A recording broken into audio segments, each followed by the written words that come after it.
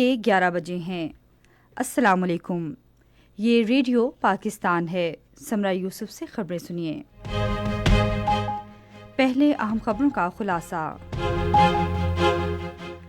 وزیراعظم نے بحیرہ عرب میں انسداد منشیات کی کامیاب کارروائی پر پاک بحریہ کو سراہا ہے۔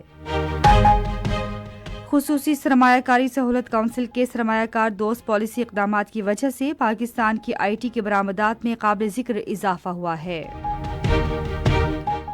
غیر قانونی طور پر بھارت کے زیر قبضہ جموں کشمیر کے اضلاع سامبا اور پونچھ میں بھارتی قابض افواج نے تلاشی کی کارروائیاں شروع کی ہیں۔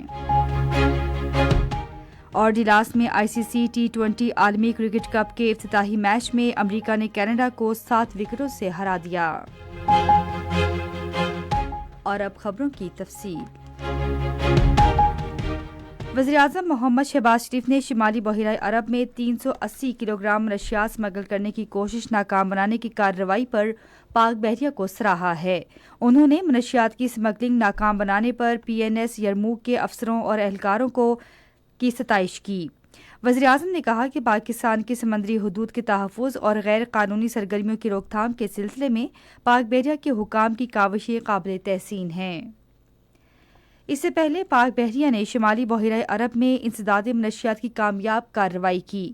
PNS یرموک نے ہزاروں ڈالر مالیت کی 380 کلو گرام منشیات اسمگلنگ کرنے کی کوشش ناکام بنا دی۔ انسداد منشیات کی یہ کارروائی پاک بحریہ کی مؤثر نگرانی کا نتیجہ ہے۔ پاک بحریہ کے جنگی جہاز منشیات و انسانی اسمگلنگ اور قزاقی کی روک تھام کے لیے مستقل بنیادوں پر سمندر میں اس طرح کی کارروائیوں میں مصروف عمل رہتے ہیں۔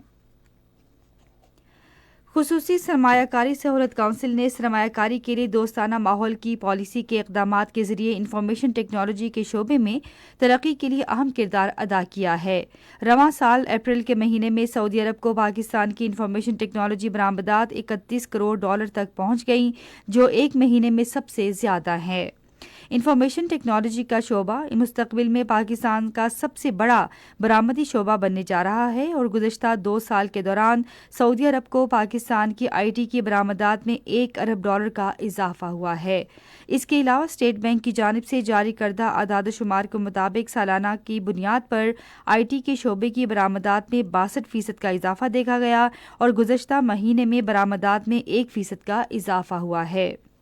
انفارمیشن ٹیکنالوجی کے شعبے کی برآمدات رواں مالی سال میں جولائی سے اپریل تک 2 ارب 59 کروڑ ڈالر کی بلند ترین سطح کو پہنچی اور گزشتہ سال کے اسی عرصے کے دوران سالانہ کی بنیاد پر 21% کا اضافہ ہوا۔ پاکستان اور چین نے صنعتی تعاون کو فروغ دینے کے لیے مفاہمت کی ایک یادداشت پر دستخط کیے ہیں۔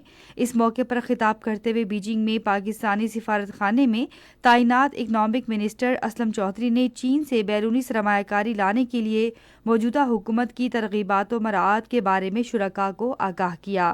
انہوں نے بتایا کہ پاکستان بھر میں خصوصی اقتصادی زونز قائم کیے جا رہے ہیں جہاں چین کے کاروباری ادارے پاکستان میں اپنے کارخانے لگا سکتے ہیں اور پاکستان کے دوسرے ملکوں کے ساتھ ہونے والے ترجیحی معاہدوں سے فائدہ اٹھاتے ہوئے اپنی مصنوعات مختلف ملکوں کو برآمد کر سکتے ہیں۔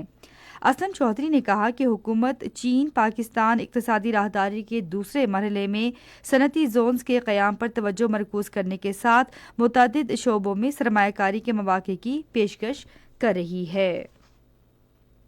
بھارت کے غیر قانونی زیر قبضہ جموں کشمیر میں قابض افواج نے سامبا اور پونچھ کے اضلاع میں تلاشی کی کارروائیاں شروع کر دی ہیں۔ کشمیر میڈیا سروس کے مطابق بھارتی فوجی اہلکاروں نے ضلع سامبا کے علاقے پرمندال اور پونچھ ضلع میں بفلیاس کے جنگلاتی علاقے میں تلاشی کی کارروائیاں کی۔ جنگلات سمیت کئی علاقوں کی بھرپور تلاشی لی گئی، تاہم ابھی تک کوئی قابل ذکر شواہد ملنے کی اطلاع نہیں ملی۔ بنگلہ دیش نے روہنگیا کے دیرینہ بحران کو حل کرنے کے لیے اقوام متحدہ کے اداروں کی مربوط کوششوں کی ضرورت پر زور دیا ہے۔ اقوام متحدہ کے عہدیداروں کے ساتھ ملاقات میں بنگلہ دیش کے وزیر خارجہ حسن محمود نے میانمار پر الزام عائد کیا کہ وہ مظالم کے شکار مسلمانوں کے گروہ کی وطن واپسی میں تاخیر کے لیے اپنے اندرونی تنازع کا بہانہ بنا رہا ہے۔ انہوں نے کہا کہ تقریباً 13 لاکھ روہنگیا بنگلہ دیش میں رہ رہے ہیں جو 2017 میں میانمار میں وحشیانہ فوجی کارروائی کے باعث ملک سے فرار ہو گئے تھے۔ ڈلاس میں ICC T20 عالمی کرکٹ کپ کے افتتاحی میچ میں امریکہ نے کینیڈا کو 7 وکٹوں سے ہرا دیا۔ امریکہ نے جیت کے لیے 195 رنز کا ہدف 17.4 اوورز میں حاصل کر لیا۔ اس سے پہلے کینیڈا نے مقررہ 20 اوورز میں 5 وکٹوں کے نقصان پر 194 رنز بنائے۔ ICC T20 عالمی کرکٹ کپ کا دوسرا میچ آج گیانا کے پروویڈنس اسٹیڈیم میں ویسٹ انڈیز اور پاپوا نیو گنی کے درمیان کھیلا جائے گا۔ میچ شام 7:30 بجے شروع ہوگا۔ اسی کے ساتھ خبریں ختم ہوئی۔ مزید خبروں اور تجزیوں کے لیے آئیے ہماری ویب سائٹ radio.tv.pk پر اور فیس بک کے link radio Pakistan news official پر براہ راست ویڈیو اسٹریمنگ بھی ملاحظہ کیجیے۔